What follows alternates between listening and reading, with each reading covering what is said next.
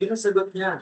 Ngunit sa ganang akin at sa aking sambahayan, kami ay maglilingkod sa Panginoon. Napakagandang confession, no? Napakagandang declaration. O napakagandang pahayag ng isang mananampalataya. Nasasabihin niya na kaganang sa aking sambahayan. Maglilingkod kami sa Panginoon. Now, sino ba si Joshua? Para sa ating pag-aaral. Para meron kayong kaunting background. Si Joshua, pagkatapos ni Moises, si Joshua yung pinagkatiwala ng Diyos. Pinagkatiwalaan ng Diyos para gabayan ang Israel. Okay?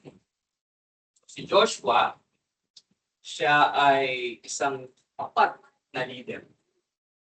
Tapat na pinuno. Si Joshua rin ay isang sundalo at si Joshua ay lalaking may pananampalataya sa Diyos. Okay, yan ang patungkol kay Joshua. Pero dito sa ating key text, makita natin o mapapansin natin na si Joshua hindi siya basta nagsalita rito na basta lang isang leader o isang pinuno ng isang bayan. Kundi si Joshua dito sa ating key text na pinag-aaralan, pinagsasalita rin siya dito bilang isang pinuno sa loob ng kanyang tahanan. Leader din siya sa loob ng kanyang tahanan o sa kanilang tahanan. Na habang papalapit na yung kawakasan ng kanyang buhay. Ang pinaka-concern o ang pinaka-inaalala dito ni Joshua hindi yung meron pa bang darating na maguluhan? Meron pa bang darating na gera na aking dapat mapagtagumpayan?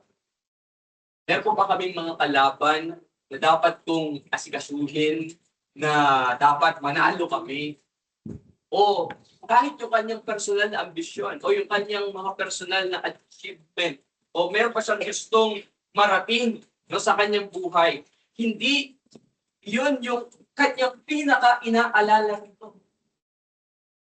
Ganyan kung ano? Ang pinaka-inaalala niya sa mga sandaling ito, habang palapit na ang kawakasan ng kanyang buhay, yung paging tapat siya sa Diyos. Yung katapatan niya sa Diyos. Kaya nga una sa ating pag-aaral, titingnan natin, a father must be a man who serves the Lord. Again, ating unang punto, a father must be a man who serves the Lord. Isang ama dapat maging lalaking naglilingkod sa Panginoon.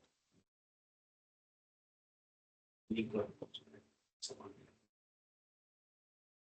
At alam natin na sa ating kalikasan bilang makasalanan, okay, wala tayong kakayahan na piliin ng Diyos.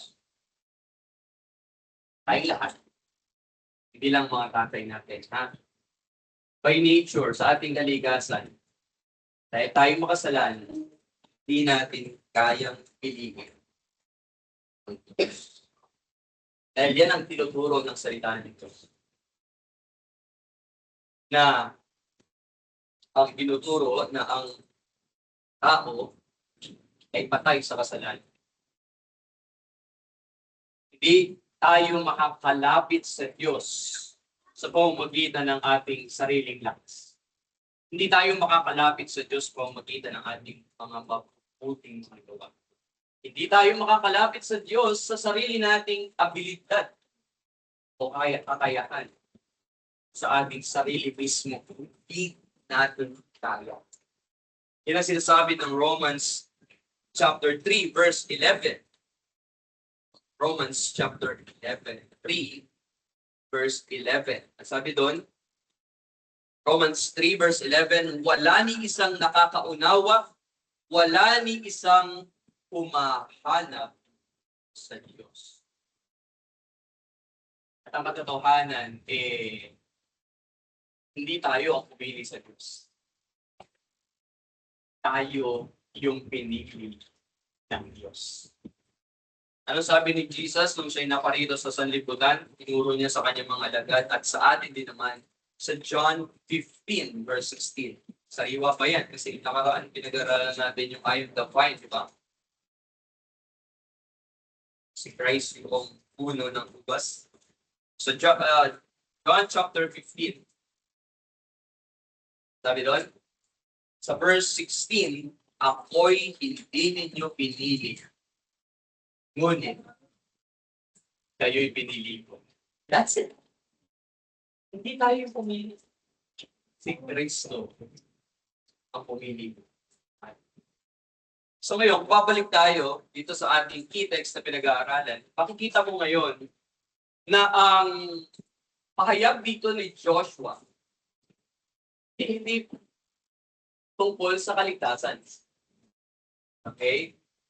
Hindi ito tungkol sa kaligtasan sa pamamagitan ng pagpili ng tao o sa kanyang desisyon na piliin ng Diyos. Hindi yun ang ating pinag-uusapan dito. Ang pinag-uusapan natin sa mga salitang binitawan dito ni Joshua ay sinasabi niya sa mga tao o sa Israel, ipakita ninyo ang inyong pananampalataya. At ipakita ninyo ang inyong pananampalataya sa pamamagitan ng inyong pagsunod sa Diyos. Yan ang gusto niyang mangyari. Yan ang gusto niyang marinig o mabigyan ng kasagutan. Sinasabi niya, mamili kayo ngayon. Sino ang inyong paglilingkuran? Sabi ni Joshua, as for me and my house, we serve the Lord. Alam mo, ilang sa mga tatay, kahit sa atin ng mga nanay, hindi natin magagabayan yung ating sariling pamilya kung tayo mismo hindi tayo naglilingkod sa Diyos. Kung hindi tayo yung lalaki o babae na naglilingkod sa Panginoon. Mahirap yun. Pero pasalamat tayo. Meron pamamana ng palataya. Kahit hindi nila kasama ang kanilang tatay, hindi nila kasama ang kanilang nanay sa paglilingkod sa Panginoon, naririyan pa rin sila. Handa pa rin silang maglingkod, magsubok ng kanilang ay. Pero yun ang mahirap. Hirap sa isang tatay. Pagkapayan niya ang kanyang sariling pamilya kung siya mismo. Siya naglilingkod.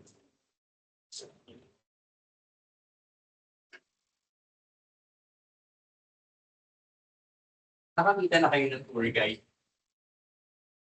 Kapag namasyal kayo, nakakita kayo na. Hindi yung ano ngayon. O, let's say kita kayo namin sa Luneta. Sa Luneta, meron na dun eh. Parang webas yung series natin. Tapos, meron yung mag-aalok ng pag hindi sa pumunta, meron siyang bibigay na parang guide. Tour guide. Kaya sa tour guide. Di ba ang tour guide, hindi niya mag-guide yung mga tao kung siya mismo hindi niya napuntahan. Puntahan yung mga tao. Mahirapan siya. Yun ang illustration. At kagaya din natin, isang mananampalataya, meron tayong nais gabayan na maglingkod sila sa Panginoon. Pero ikaw, hindi ka naglilingkod, ba't ako? Kung sila maaakay. Sa tatay, paano natin sila?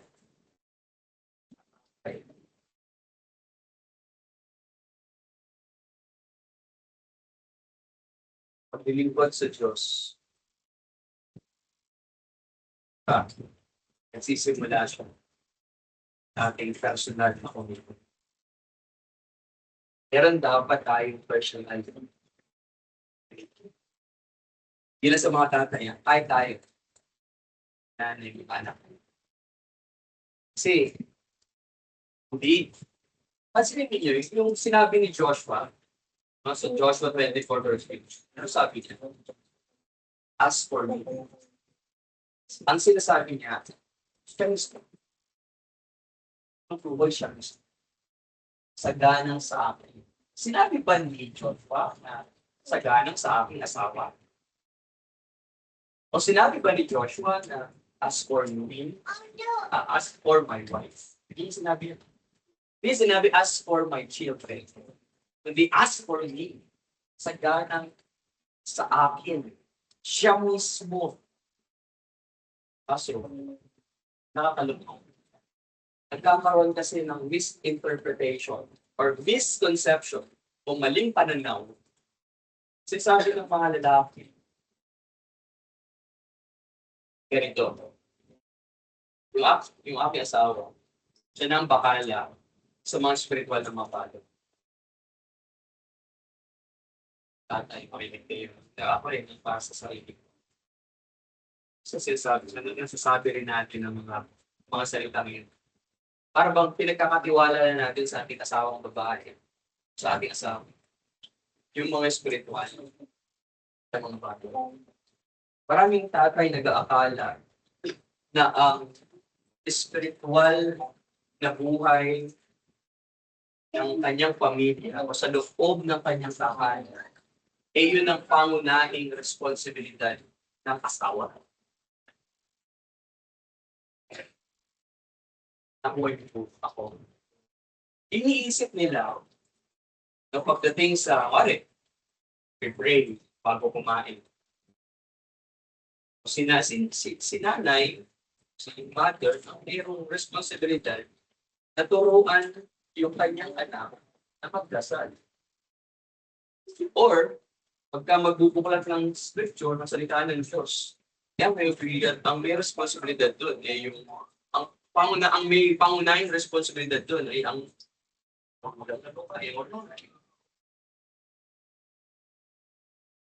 na parang pagka natuturuan ng nanay yung kanyang mga anak na magdasal, magpukulat ng scripture, parang sa kanya fulfillment, parang okay, it's fine, everything is okay, everything is in order. Alam nyo, ang scripture, ang salita ng Diyos, hindi ganun eh. Dapat magsimula sa tayo. It begins with the father. Ay dapat ang tatay, meron siyang personal commitment. Personal commitment na maglingkod siya sa Panginoon. Bago niya mapangunahan na makikid kanyang pamilya sa pagsunod o sa paglilingkod sa Panginoon. May sinabi si Pablo sa aklat ng Efeso. Sinabi doon sa Ephesians chapter 5 verse 22 na ang lalaki o ang asawang lalaki ay yung ulo kanyang asawang babae. O sabi ng mga netizens, si Mr. to siya yung ulo, pero ako yung leeg. Sabi ko mga asawang babae. So kaya kung saan man lumingon si asawang lalaki, parang ano pa rin, babae pa rin. Kasi nga, siya yung leeg. Pero hindi walang ganun sa scripture natin. Sabi, ang head of the family is yung lalaki. Pero sa ating mga lalaki, ang dapat na maging interpretation natin sa bagay na iyon, hindi dapat maging superior ka. Hindi kayong parang mayor, parang ikaw yung laging nasusunod. Kasi ang paniwala mo, paniwala natin is tayo yung head. Pag sinabi tayo yung head ng asawa natin babae, meron yung kaakibat na responsibilidad. Merong mabigat na responsibilidad yun.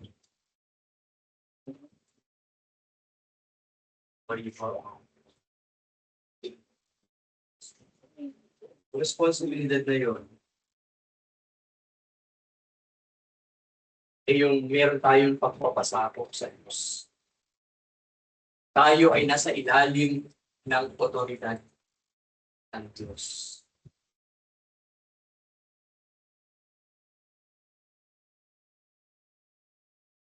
So, kado nang madami yung about sa tatay. Pero, baka mayroon sa atin yung mga tatay nagsasabi na hindi po ako magiging mabuting tatay. Marami akong mga kasalanan na nagawa bilang tatay sa aking asawa, sa aking mga anak. Pagka sinasabi niya bilang tatay sa sarili niya, hindi ako naging mabuting ama sa aking mga anak. Hindi ako naging mabuting halimbawa sa aking mga anak. Maybe may ganun.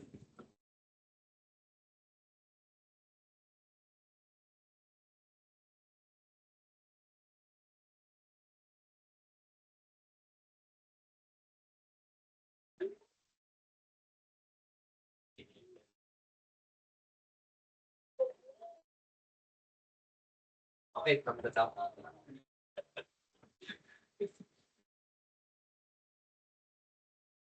Kaya.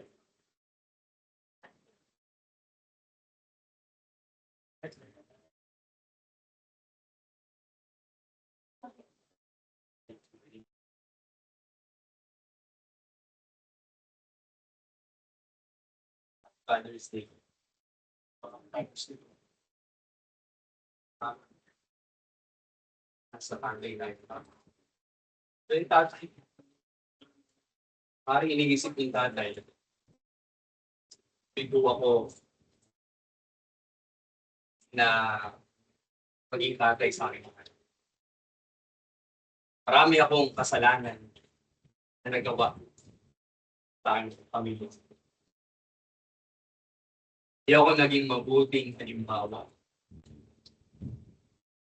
sa aking pamilya. Well, nakakalungkot yun. Sakit yun. Kahit ako mismo, bilang tatay, bilang asawa sa akin, tatay sa akin. Minsan nagsasabi ko rin na marami akong kapalpakan din. Kasi makasalanan, tao makasalanan. Nakakagawa natin ng pagkakaroon. At pag narinig natin yun, pangit eh. Diba sabi natin, yan yung talagang bad news. Sakit pakinggan. Pero sa araw na ito, mayroong bad news, pero di naman good news. Alam mo kung ano yun? Nasabi ko ng mga tatay, ang good news, hindi yung pag-asa natin na hangarin natin yung paano magiging mabuting tatay. Kasi kahit sinong tatay, hindi kayang maabot yun. Yung maging perfectong tatay sa pamilya. Never pangyayari. Walang ganun. Walang perfect father sa loob ng tahanan. Lahat may flaws. Lahat may pagkukulang. Lahat may mali. Kaya bilang tatay na bigo, na maging mabuting halimbawa, ang mabuting balita para sa atin ay tumingin tayo kay Kristo. Kasi si Kristo, ang perpektong anak ng Diyos na hindi sumuway, hindi nabigo sa mga utos ng kanyang Ama doon sa langit. Si Kristo, yung nabuhay ng perpektong buhay. Si Kristo yung namatay para sa ating mga kasalanan doon sa krus ng Kalbaryo. Si Kristo din yung nabuhay na magmuling buwan sa mga patay para sa ating kaligtasan. Kaya yung pag-asa natin, hindi maabot yung ganap na pagkatatay. Kundi si Kristo mismo. Yung mabuting balita. Tayo tulungan. Tayo sa kaya ang panawagan ng Diyos, ang tumatawag ng Diyos sa bawat tatay, yun. Alam mo kung anong tawag, anong sinasabi niya sa iyo ngayon? Na? Ito daw sinasabi sa iyo ngayon. Paano maging mabuting tatay? Ang pinakamahalaga na gusto kong nangyari sa buhay, tumapit na kay Diyos. Magkaroon tayo ng tunay na relasyon, personal na relasyon. Come to Christ. Trust Him. Believe on Him. Mabit ka kay Kristo, magtiwala ka kay Kristo, manampalataya ka kay Kristo. Yun. Sabi nga kanina, paano mo pagagabayan yung tasyong anak? Ikaw mismo. Wala kang relasyon. Hindi mo pinag-isip ko rin. Tawag tayo sa pangalawa. Punto natin. A father must lead his family to serve the Lord. Okay? Pero pangalawa, a father must lead his family to serve the Lord. Ano yung kanyang confession ni Joshua? Sa Joshua chapter 24 verse 15. Anong confession ni Joshua? As for me, tumanag tapos, hindi. Ano sabi niya sumunod? And my house. Napakaliwanag yun. Pagkat saganan sa atin, at sabi niya, sa ating sambahayan, kami ay maglilingkod sa Panginoon. As for me and my house, we will serve the Lord. And then,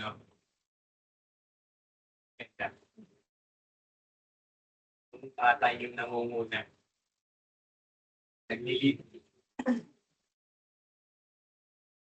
Yun, di ba? Ayan. How I wish, Pastor. Ay, ganun. Sa babae o sa kanilang mga anak. Napakasaya. Napakasaya. Kasi ang batay, oo, hindi niya kayang iligtas yung kanyang mga anak. Kasi ang Diyos lang ang makakagawa na mailigtas ang kanyang buong pamilya o kanyang sambahayan. Ang Diyos lang ang may kapangyarihan na iligtas ang makasalanan gaya mo, gaya ko.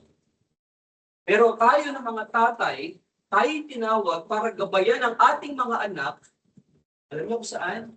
Sa disiplina. Sa pagsasanay at pangaral ng Panginoon. Yan sinabi ng Ephesians chapter 6 verse 4. Say natin. Ephesians chapter 6 verse 4. Sabi rito, at mga ama, huwag ninyong ibunsod sa galit ang inyong mga anak, kundi akayin ninyo sila sa pagsasanay at pangaral ng Panginoon. Alam niyo sa Genesis chapter 18 verse 19, doon si Abraham inomen ng Diyos. Sabi ng inomen, pinuri, in-appreciate, in-acknowledge ng Diyos si Abraham. Bakit? Dahil si Abraham, nilid niya yung kanyang sariling sambahayan na maglingkod sa Panginoon. Yun ang sabi roon sa Genesis 18 verse 19.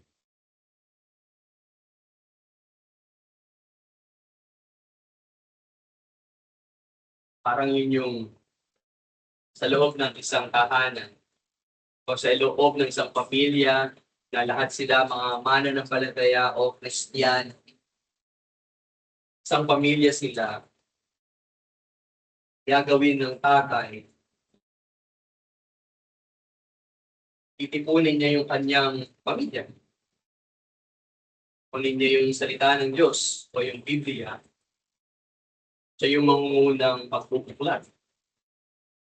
Salita ng Diyos. Pagkatapos nilang pag-aral o magbasa ng talata sa salita ng Diyos, sama-sama sila mananalangin. Si tatay, si Habib, yung nangungunan.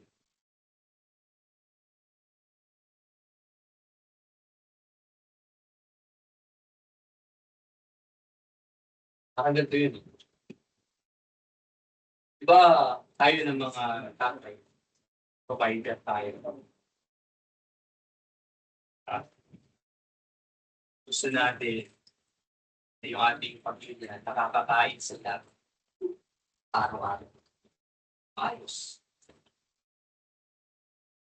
Palagi natin inaalala kanilang kakainin. Bawal. Kasi hindi tayo mapakali. Kasi pagka namin ito mga pamilya, ang tinatagpuan ko. Hindi na nagagampanan. Baga, responsibility. Baga, bilang tatay, inaalala mo yung pangangailangan ng iyong pamilya sa kanilang pisikal. Pangangailangan. Pero tandaan mo, meron ding spiritual na pangangailangan ang ating pamilya. Meron din silang spiritual na pangangailangan na kailangan nilang makakain din naman ng pagkain spiritual. At ito yung salita ng Diyos.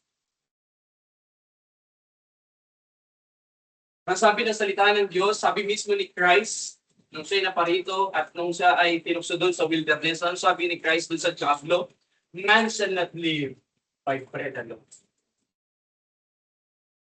Pangayon sa Katoliko.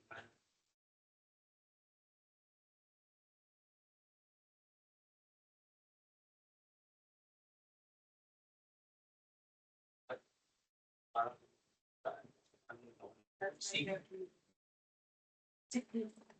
keepers, yung sa kanang si keepers. Pinili ko yung financial space, read and everything that proceeded out from the mouth of God. Kailangan din nila pakakain at spiritual na pagkain. Now, merong kadalasan na hindi maling pananaw ang mga tatay. Sorry po kayo yung parang na-highlight.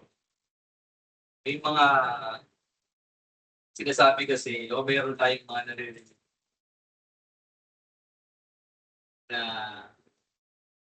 ganito, nakakalong sabihin ng ibang tatay. Kaya mo na yung church na magkabala sa mga family. Kaya na natin ang church na magturo sa ating mga anak. Spiritual na bagay. At opo, salamat sa Diyos na tayo ay nagkaroon ng pag-aaral ng salita ng Diyos na ang audience or na ang mga attendees natin ay mga bata. Kaya meron tayong Sunday school kids, di ba? Pero, alam niyo, yung ganong oras, wala pang atas ng oras no? Na nagtuturo tuturo sa kanila, sa mga bata. Sa pagkita.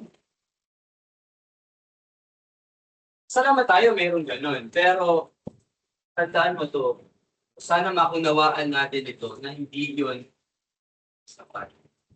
Huwag sana na, bilang tatay ha, huwag sana natin ibaling yung ating responsibilidad sa ating mga anak pagdating sa spiritual na bagay. Huwag natin ibaling yung ating responsibilidad sa church. Na ang church lang ang may responsibilidad sa kanila pagdating sa spiritual na bagay. Tayo mismo, tayo yung may maraming panahon, nakasama sila. Napangunahan sila. Nagabayan sila. Napalakihin sila. Na alam ang salita ng Diyos. Nalalaki sila. Bit-bit nila ang mga salita. Huwag nating ilagay lang sa church yung accountability. Mayroong role ang tatay. May responsibilidad ang tatay sa spiritual na paglago ng kanyang pamilya. Sana malinaw yun. Meron pa isa eh. Yung sinasabi ang sabihin nila. Hindi naman ako pastor. Hindi ko kaya magtulong. Hindi ko kaya silang gabayan. Hindi sila kaya mabuhan. Dahil na hindi siya maalam. Hindi siya pastor. Sabi niya. Si elder, hindi siya deacon. Wala siyang katungkulan sa church. Alam mo, tatay. Ako tatay din. Hindi mo kailangang pumasok sa Bible school para matutunan mong magpukulat ng salita ng Diyos. Hindi mo kailangang pumasok sa seminaryo para i-guide mo yung sarili mong pamilya sa pananalangin. Hindi mo kailangan mo.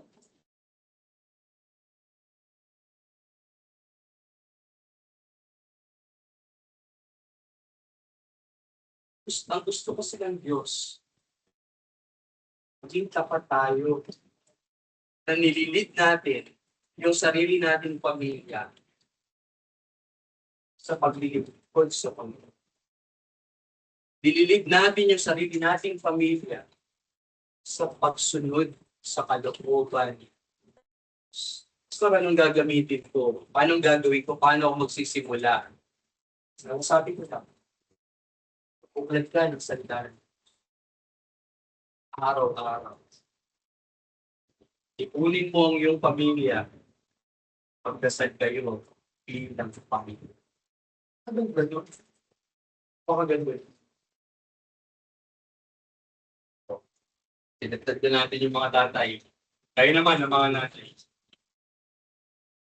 Sa atin ang mga nanay, ito ang dapat natin gawin. Bakit hindi niyo suportahan ang inyong happy?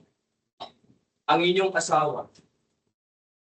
Na kanilang mapangunahan ang inyong pamilya sa pagsunod o paglilingkod sa Panginoon. Suportahan natin sila. Ibang magugulat ka isang araw, sabihin ng asawa mo, hindi ako mabiyahe ngayon.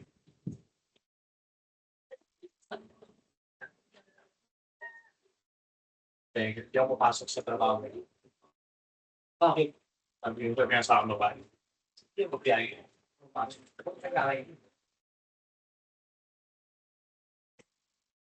Ako sabi ng asawa mo na pakilala ng Panginoon. Tapos bigla na nagsabi na that's for me and my house. Ano gagawin ng babae? Magkakalalam niya. Pero alam mo, hindi subukan.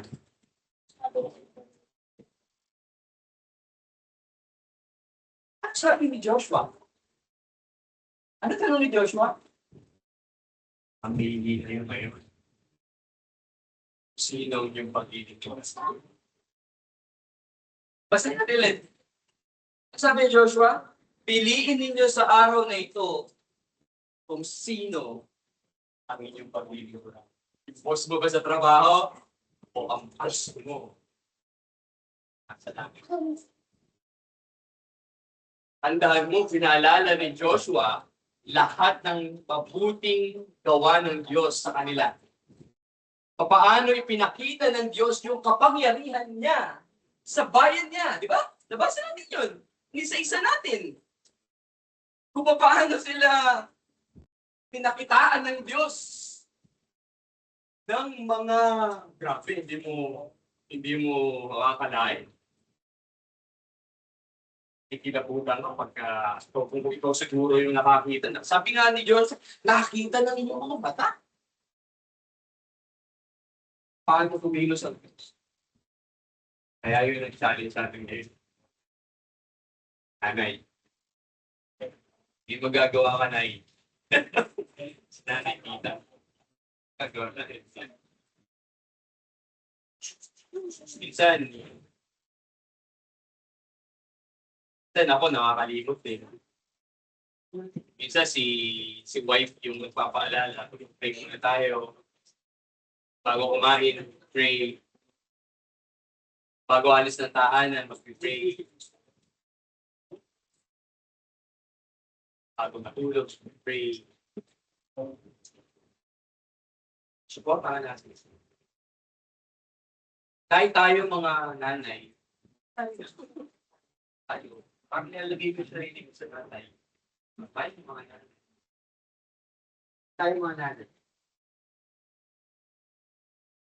Turuan din natin ang ating mga anak na magdasal. Turuan din natin ang ating mga anak na magpuklan ng salita ng Jesus.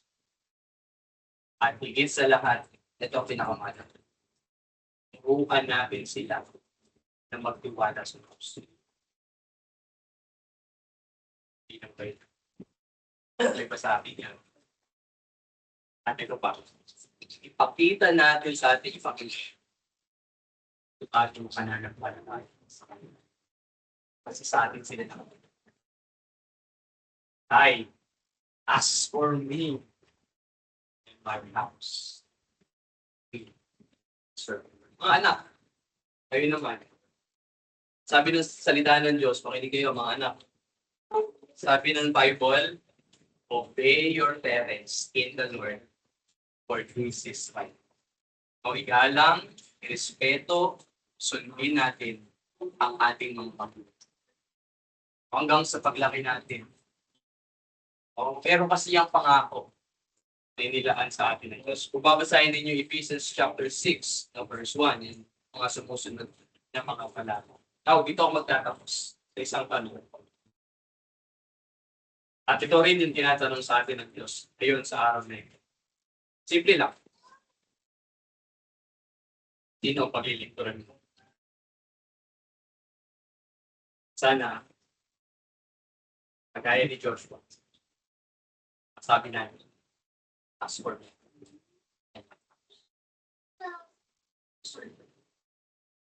Time na lang to. Salamat po, Diyos, sa sabi mo na ibigay sa amin sa araw nito. Tawarin niyo po kami sa aming pagkukulang, pagkakasala, laban sa iyo. Nakita namin ang aming mga sarili walang magagawa. At kami nagpapasalamat sa Ebanghelyo o sa mabuting balita na aming Panginoong Jesucristo ang siya yung anak inabigo pagsunod sa iyo, sa iyong kanunutan. Kaya sa kanya kami titingin, aasa, pananampalataya, aming magagawa. Na siya ang magbibigay sa amin ng katalinuhan, ng kalakasan, upang magampanan namin ang aming mga tungkulin. Especially sa amin ng mga tatay, at kami bilang nanay, at kami ng mga anak. Aming buong sambahayan. Wag ang mga salita na aming narinig ngayon, pagpala ang ating mga puso. At turuan kami na masunod ang iyong kalooban sa aming buhay. Ito ang aming panalangin sa pangalan ni Jesus. Amen. Amen. So ngayon po ay darako tayo.